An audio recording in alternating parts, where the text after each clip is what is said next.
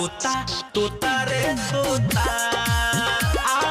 दिन भर दर्द होता दांत लागल रहता अखिया जागल रहता जब से छोड़ के उ गइल मनवा पागल रहता तोता तोता रे तोता हो दिन भर दर्द होता।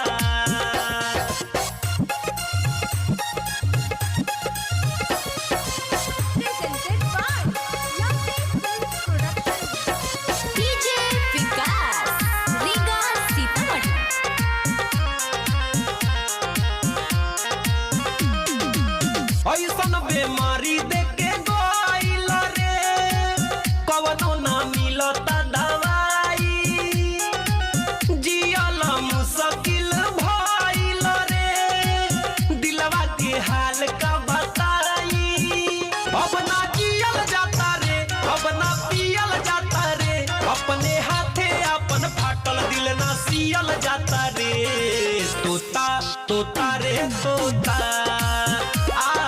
दिन भर दर्द होता।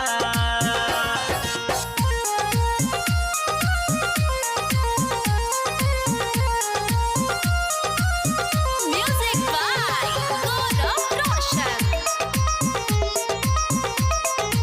आप सुन रहे हैं अमित पटेल की आवाज में। नैना से नैना काहे चार भइल अखिए से काहे इजहार भइल रो रो के बानी अब तहार गइल उनके से काहे हमके प्यार भइल ले जा तू सनेस हमरा तू बगली के देश कही हो जाके उनका से भइल पागल के बाभेस तोता तोता रे तोता